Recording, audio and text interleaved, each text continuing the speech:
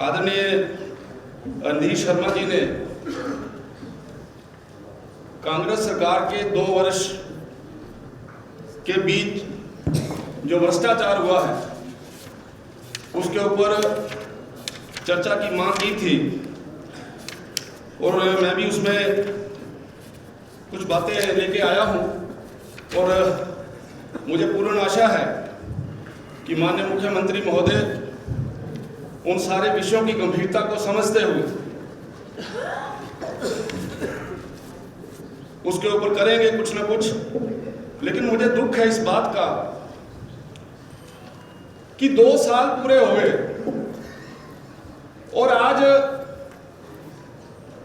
आपके शासनकाल में जो भ्रष्टाचार हुआ है उसके ऊपर बात हो रही है और जो आपके माननीय सदस्य हैं कांग्रेस के, मेरे मित्र, मेरे विधायक, वो बोल रहे हैं जी कि आपकी सरकार के समय में ये जो है कमी पाई गई, ये भ्रष्टाचार हुआ। तो माननीय मुख्यमंत्री महोदय, आप 2 सालों से क्या कर रहे हो? अगर हम लोग गलत हैं, अगर हम लोगों ने भ्रष्टाचार किया है, अगर हमने कोई गलतियां की हैं, तो आपने 2 वर्षों के अंदर कोई एक्शन क्यों नहीं लिया? आप क्यों नहीं एक्शन लेना चाहते? इसका 2 ही मतलब हो सकते हैं कि या तो आप मित्रता निभा रहे हैं और या आपके पास एक्शन लेने के लिए कोई ठोस सबूत नहीं।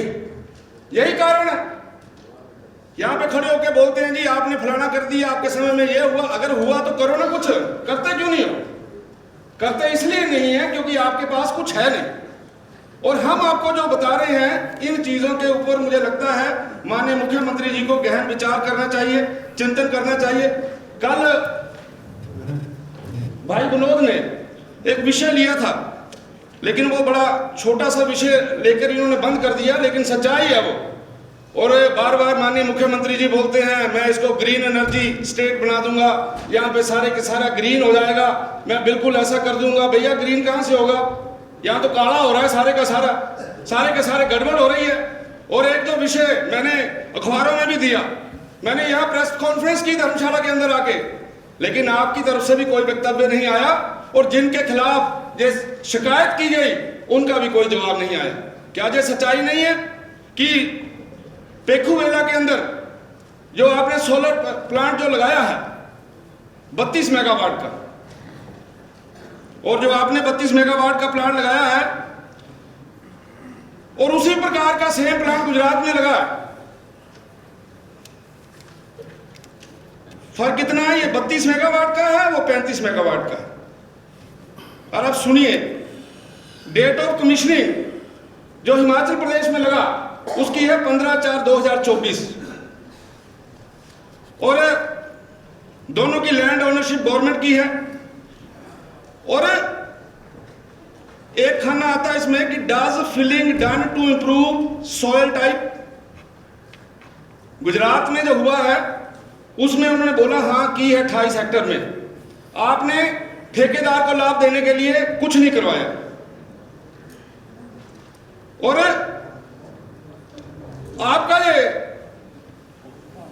जो प्रोजेक्ट है इसके ऊपर जो खर्चा हुआ है वो 220 करोड़ हुआ और जो सेम प्लांट गुजरात में लगा है उसके ऊपर जो खर्चा हुआ है वो 144 करोड़ हुआ है। इतना फर्क है, 144 करोड़ और आपका 220 करोड़। आपने ठेकेदार को खुश करने के लिए आपने क्या किया? आगे देखिए, operation and maintenance given to the contractor, 10 साल के लिए करेगा, ये वादे किया है उसको और आपने कर दिया है उसको 8 साल के लिए। उसके बाद एक उसमें सिस्टम होता है बेस का, यानी बैटरी एनर्जी स्टोरेज सिस्टम, आपने इंस्टॉल ही नहीं करवाया। गुजरात में हुआ है, यस, वो वहां पे जो बेस है बैटरी एनर्जी स्टोरेज सिस्टम जो है वहां पे लगाया गया है। आपके जो पर मेगावाट कॉस्ट बनती है वो बनती है 6 रुपये 84 पैसे, नहीं सॉरी 6.84 करोड़, और जो गुजरात में लगा है उस पर बनती है 4.1 करोड़ पर मेगावाट, यानी 2.73 करोड़ पर मेगावाट हिमाचल प्रदेश में ज्यादा है। माननीय मुख्यमंत्री महोदय, आप इतने संवेदनशील हैं, आपको मैं ब्लैक एंड व्हाइट में सारी चीजें बता रहा हूं, सारा कुछ बताया। 1-1.5 महीना पहले मैंने पहले भी बोला क्या है ये, क्या कारण है कि आप कोई जवाब नहीं दे रहे, क्या कारण है कि आप कोई एक्शन नहीं ले रहे, क्या कारण है कि इतने दिनों से जो सारा विषय चला है उसके ऊपर आपने कुछ नहीं किया। और ये तो मैं अभी सही बातें यहाँ पे बोल रहा हूँ, इसके पीछे जो लेन देन हुआ है, इसके पीछे जो चीजें आई हैं, अगर आप कहेंगे तो मैं आपको आपके कमरे में वो भी बता दूंगा। लेकिन ये जो काम है, इस काम के लिए आप लोगों के पास ना समय है। ये इसलिए होता है जिस समय हम सब के सब लोग मिले होते हैं। अफसरों को भी लगता है कि बिल्कुल कंफर्टेबल पोजीशन में है यहाँ पे, ठीक है चलने दो, और आप लोगों ने उनको शाबाशी दी हुई है, उसी कारण से जो हो रहा है। इतना बड़ा घोटाला, इतना बड़ा भ्रष्टाचार अगर ये हो रहा है तो कांग्रेस सरकार चुप क्यों है? माननीय सुखविंदर सिंह सुक्खू जी एक्शन क्यों नहीं लेना चाहते? कौन इनके पीछे है? उन कंपनियों के साथ आपकी क्या साठगांठ है, क्या लेन देन हुआ है? इन सारे विषयों के ऊपर पूरी जानकारी देनी चाहिए। इन्होंने इसमें और भी बता देता हूं कि ये 3.5 महीने तक आधी कैपेसिटी पे चला। आप बड़े स्टेज के ऊपर वाह करते हैं हर जगह जाके, मैंने वहां ये कर दिया, मैंने वहां रिबन काट दिया, ग्रीन एनर्जी हो जाएगी, सारे का सारा ग्रीन हो जाएगा। फ्लड की निकासी का आपने इस प्लांट में कोई प्रबंध नहीं किया, आपने मेन ड्रेन नहीं बनाए, प्रॉपर फिलिंग नहीं हुई। सोलर पैनल जिस हाइट पे होना चाहिए एज पर द स्पेसिफिकेशन और उसकी सेफ गार्ड के लिए, उसकी उतनी ऊंचाई भी नहीं है। इस पैनल में ट्रैकर नहीं लगा। ट्रैकर यानी ये होता है जिस तरफ को सूर्य की दिशा होती है उस तरफ को वो सारे का सारा घूमता है। आपने जो ट्रैकर है उसकी कोई व्यवस्था नहीं की। और सोलर पैनल को साफ करने के लिए स्प्रिंकलर सिस्टम होता है, आपने ठेकेदार को खुश करने के लिए ये सारी की सारी चीजों को इग्नोर किया है। मेरा माननीय अध्यक्ष जी आपके माध्यम से ये निवेदन है, ये जो मुद्दा है इस मुद्दे के ऊपर पूर्ण रूप से ध्यान देना चाहिए और इसमें क्या हो सकता है, इसमें क्या एक्शन करना चाहिए उसको देखना चाहिए। उसके ऊपर माननीय मुख्यमंत्री जी मुझे उम्मीद है कि वो एक्शन करेंगे। अब ये तो हो गई आपकी ग्रीन एनर्जी। अब हिमाचल प्रदेश में लोग करने क्या आएंगे यहाँ पे? यहाँ टूरिज्म है, बड़ा शोर रहता है टूरिज्म का, बड़ा सुनने में आता है। यहाँ बहुत से लोग आते हैं, बहुत भरा रहता है, होटलों ऑक्यूपेंसी 100% रहती है। लेकिन जिसको हम चलाते हैं, जिसको सरकार चलाती है, जिस कारपोरेशन में जो चलता है वो आपके घाटे में रहती है। मैंने प्रश्न किया था पीछे, मैंने बात भी की बाली भाई साहब को, मेरे छोटे भाई हैं, इनको लगा होगा कि पता नहीं मेरे पीछे क्यों पड़ा है। आपके पीछे नहीं पड़ा, सिस्टम के पीछे पड़ा हूं। सिस्टम को ठीक करने का दायित्व आपका भी है, मेरा दायित्व यह है कि मैं आपको कुछ बताऊं जो मुझे पता है। और मैं चाहता हूं कि इसमें कोई व्यक्तिगत तौर पे इन बातों को ना ले, लेकिन भैया अगर कुछ गलत है तो उसको ठीक करना भी आपकी ही जिम्मेवारी है। और आपकी जिम्मेवारी है तो इसमें आपको बोला गया। और कल भी यह विषय आया, होटल हिमाचल प्रदेश में होटल जो चलाते हैं, हमने आज तक नहीं सुना कि किसी का होटल जो है वो घाटे में चल रहा है।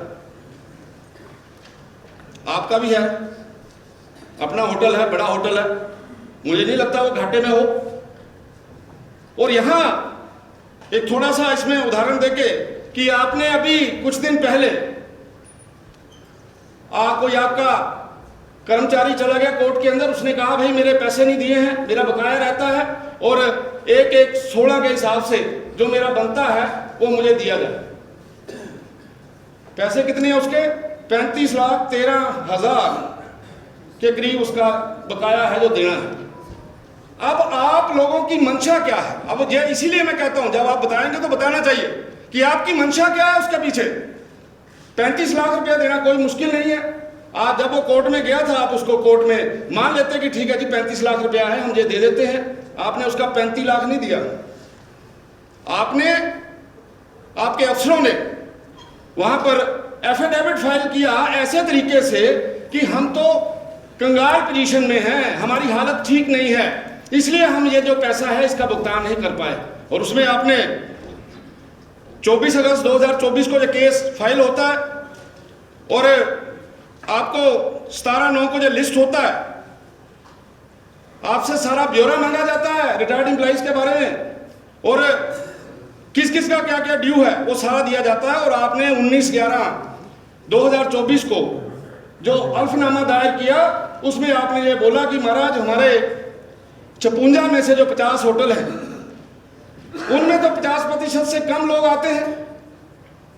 और यानी आपने पूरे के पूरे सिस्टम को यह दर्शाना चाहा कि जो हम पैसा इसलिए नहीं दे पा रहे क्योंकि हमारे पास पैसा है नहीं। जब ऐसी स्थिति आई तो कोर्ट ने कहा कि अगर आपकी हालत ऐसी है तो आप ऐसा करिए, 18 होटलों को बंद करिए जिनको आप घाटे में बता रहे हैं। और जिस समय आपको ये बोला गया कि 18 होटलों को बंद करिए, हिमाचल प्रदेश की जनता ने आवाज उठाई, विपक्ष के लोगों ने इसके ऊपर प्रश्न किए, तो आप लोगों ने यू टर्न किया। आपने एक और एफिडेविट दिया, और एफिडेविट देने से पहले जिस व्यक्ति ने कोर्ट में गया था उसके पैसे आपने दिए। उसके बाद आपने एफिडेविट दिया वहां पे, आपने सोचा बात खत्म हो जाएगी, लेकिन बात वहां खत्म नहीं होती है। और आप दोबारा कोर्ट में गए, आपने यह बताया कि जो 56 होटल्स हैं उनमें से 14 होटल प्रॉफिट में हैं, और आपने यह भी बोला कि जो आपने 18 बंद किए हैं उन 18 में से 9 भी प्रॉफिट में हैं।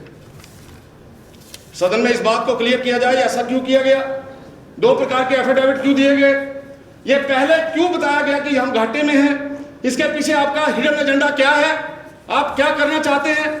और जैसा अखबारों में आया है या जैसे आम जनमानस बोल रहा कि आपका एजेंडा था कि आप उनको बेचना चाहते थे, आप उसको लीज पे देना चाहते थे, आपका किसी ना किसी के साथ ये बातचीत विषय चला हुआ था। और जो कोर्ट में आपने एफिडेविट दिया है उसमें भी आपने लिखा है कि हम 5 जो संस्थान हैं उन संस्थान को जो है वो हम उसकी लीज के बारे में बात कर रहे हैं। और ये जो 5 की आपने लीज की बात की, उनमें से एक चंबा का है और 4 कांगड़ा के हैं। और 4 कांगड़ा के कहां हैं, वो आपके नगरोटा बगमा विधानसभा के क्षेत्र के रेडियस में हैं, आसपास में हैं, कि हम इन 5 को जो है वो हम लीज पे देना चाहते हैं। इसके ऊपर बातचीत हो रही है, बोर्ड ऑफ डायरेक्टर में ये विषय जाएगा, उसके बाद ये सेटल होगा कि आपने कोर्ट में लिख के दिया हुआ। अब ये प्रश्न ये शुरू हो जाते हैं फिर दोबारा से कि 5 वही क्यों इंकित किए गए, नगरोटा बगवा के आसपास के होटलों में ही वो प्रॉब्लम है, कोई और होटल क्यों नहीं लिए गए, और किसी के ऊपर इस प्रकार की व्यवस्था खड़ी करने की कोशिश क्यों नहीं की गई। ये जो सारी बातें आ रही हैं छोटे भाई, इनके बारे में आम जनमानस को बताइए। आप राजनीति में नए नए आए हैं, लंबा सफर चलना है, इसलिए अगर किसी के मन के अंदर कोई इफ एंड बट आता है तो मेरा आपसे निवेदन है कि आप इन विषयों को की जानकारी आम जनमानस को दें कि आपने एक एफिडेविट ऐसा क्यों दिया, दूसरे में आपने लाभ क्यों दिखाया, आपने कांगड़ा के इर्द गिर्द 5 होटलों को लीज पे देने की बात क्यों की। हाँ, इन्हीं से कर रहे, आपसे तो वाकई नहीं मिलाई भाई अभी तक। कोई बात नहीं, छोटा भाई है, उसको समझाना मेरी ड्यूटी है आज। कोई नहीं कालिया साहब, कोई बात नहीं।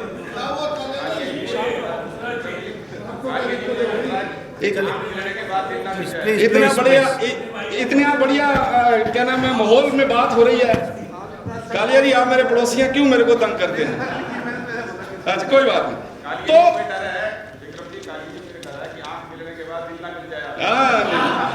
नहीं, इनके प्रति तो मैंने पहले बोल दिया ऐसा कोई विषय नहीं है, लेकिन जो विषय जब एक जानकारी आई है और ये मुझे लगता है ये जानकारियां साझी करनी चाहिए। इनको हमें ये नहीं देखना चाहिए कि हम आपका क्रिटिसिज्म कर रहे हैं। अगर इनसे कोई लाभ हो सकता है, इनके कारण से प्रदेश आगे बढ़ सकता है, तो भैया होना चाहिए। कल आदरणीय भाई सतपाल सत्ती ने कुछ विषय यहाँ पे रखे, भाई ठीक है, अगर डाउटफुल अगर कोई अफसर है उसको आप दोबारा से नौकरी दे रहे हैं तो मुझे नहीं लगता इतनी देर लगानी चाहिए थी। आप बैठे बैठे मुस्कुरा रहे थे उस समय भी, आपने उस समय भी उस बात को सीरियस नहीं लिया, आपने पता नहीं किया। इस समय तक तो आपका एक्शन हो जाना चाहिए था उस अफसर के ऊपर, लेकिन आप नहीं करेंगे। क्यों नहीं करेंगे? क्योंकि मंशा नहीं है।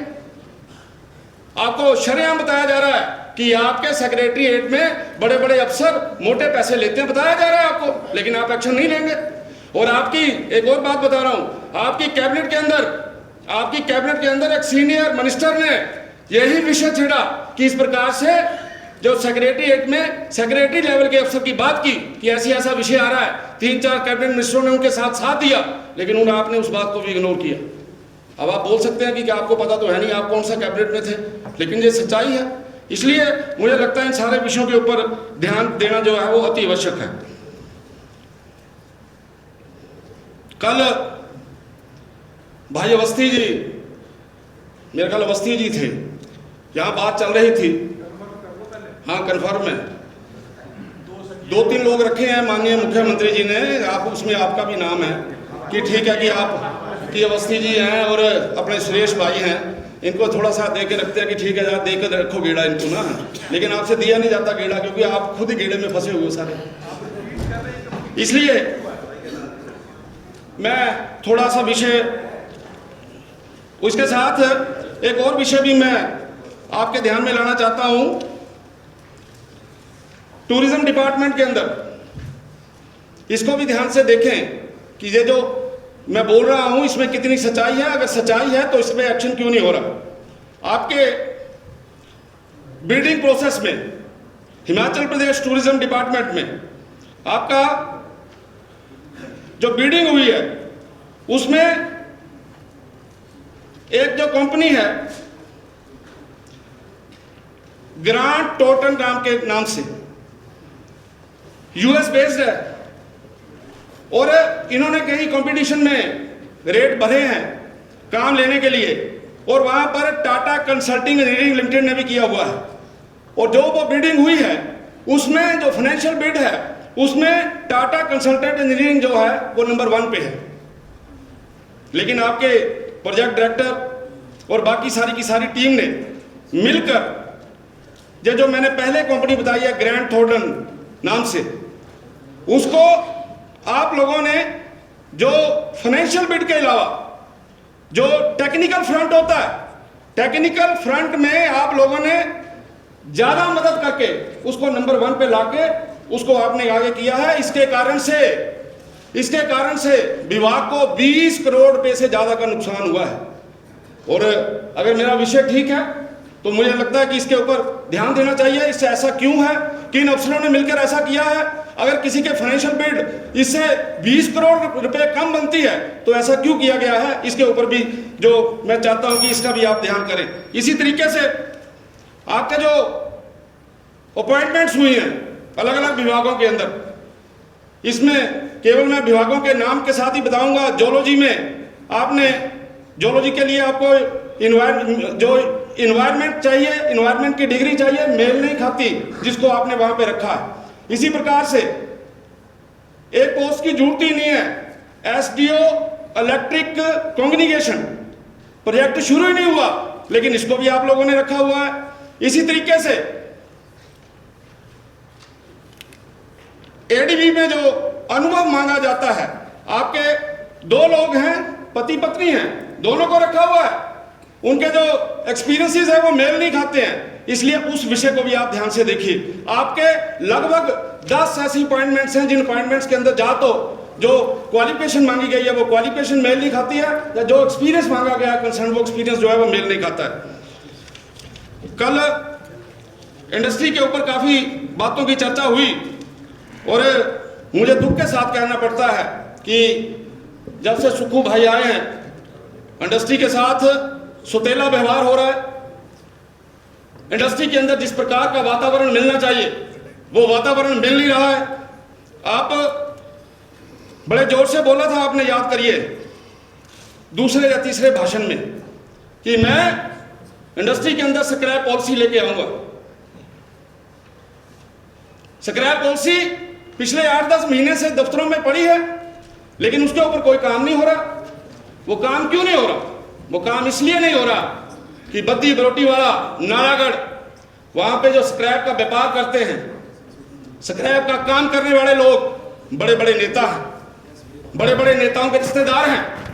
इसलिए ये जो कबाड़ माफिया है इसके ऊपर आपको कंट्रोल करना चाहिए। बहुत बड़ा भ्रष्टाचार है और इस कबाड़ माफिया के कारण से आदरणीय मुख्यमंत्री महोदय वहां पर लोग जो हैं डर के रह रहे हैं।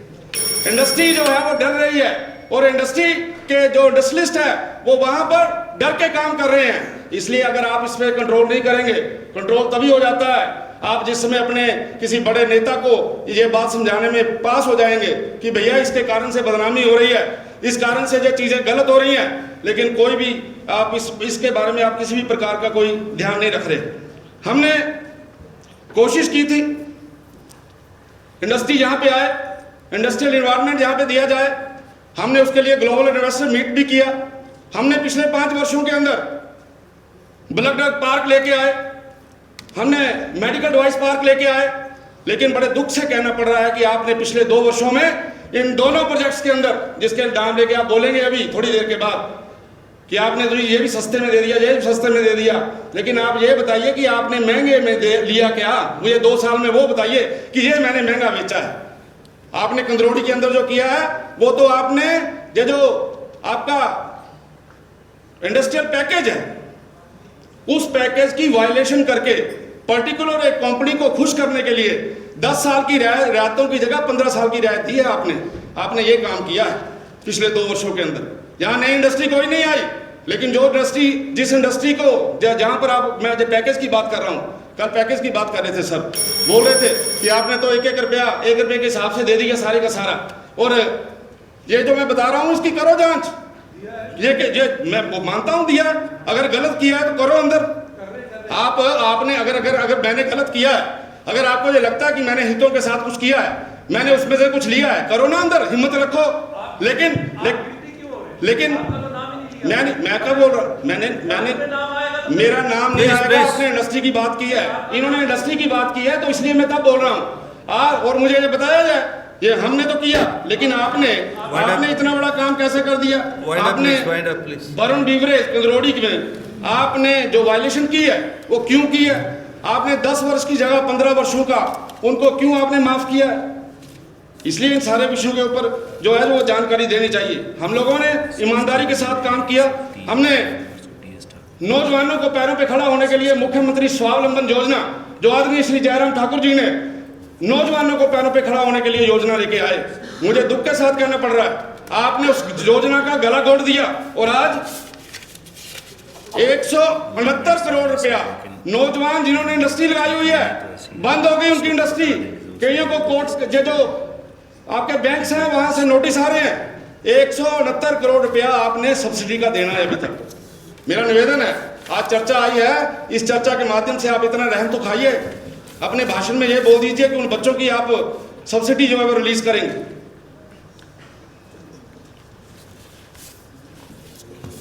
प्लीज। इलीगल माइनिंग का विषय भी आता है, क्योंकि भ्रष्टाचार से जुड़े मामले हैं, इसलिए मेरे को जरा थोड़ा सा 5-7 मिनट अगर ज़्यादा देंगे, मैं बड़े अच्छे तरीके से सारी बातें बोलना चाहता हूँ। 22 मिनट। माइनिंग के ऊपर बात आती है, हम लोग माइनिंग पे बोलते हैं तो आप बोलते हैं कि आप राजनीति करते हैं। भाई ये तो आपके माननीय उप मुख्यमंत्री जी देखो कैसे रो रहे हैं बेचारे, बोल रहे हैं, कितने जोर जोर से बोल रहे हैं, दुखी होकर बोल रहे हैं। इनकी कोई आपके साथ लड़ाई थोड़ा है, लेकिन जिसमें वहां पे आपकी गाड़ियां वहां से जा रही हैं, रात को वहां पे बच्चे नहीं खेल सकते, महिलाएं बाहर नहीं निकल सकती, इतने बड़े बड़े टिप्पर, और वो सारे का सारा जो टिप्परों के अंदर अधिकांश जो माल जा रहा है वो इलीगल माइनिंग का जा रहा है। माननीय उप मुख्यमंत्री जी ने कहा कि जंगलों का बहुत बुरा हाल है, मैंने भी आपके साथ एक बार बोला था, और आपने बड़ा एक्शन लिया।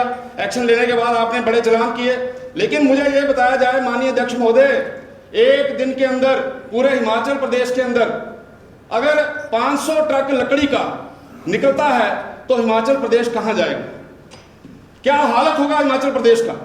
और ये 500 ट्रक में कोई ऐसे नहीं बोल रहा हूं सनसनी फैलाने के लिए, रिकॉर्ड अपना चेक करिए, 500 ट्रक हरे जो लकड़ी है वो जा रहा है, और जो वहां पे जहां से आप चेक करते हो, चेक पोस्ट जो होते हैं, उस चेक पोस्ट के ऊपर छोटी गाड़ी का 500 रुपया और बड़ी गाड़ी का 1000 रुपया लेता है बंदा उसको क्लियर करने का। बार बार बोलता हूं मैं, लेकिन आज तक आपने ना तो किसी को पकड़ा है, ना ही आपने कोई एक्शन किया। एक दिन आपने जरूर किया, जब मैंने बोला था तब आपने जरूर किया उस दिन। इसलिए मैं ये चाहता हूं कि ये जो इलीगल माइनिंग हो रही है, और इलीगल माइनिंग होगी कैसे नहीं, छोटा आदमी तो इलीगल माइनिंग करेगा जब आपके बड़े बड़े कर रहे हैं, आपके नेता उनकी गाड़ियां फंस रही हैं, आपके नेताओं के ऊपर FIR लॉज हो रहा है, आपके नेताओं की जेसीबी पकड़ी जा रही है, लेकिन आपने कोई कुछ नहीं बोलना। आपका पूरे का पूरा आशीर्वाद उनको प्राप्त है।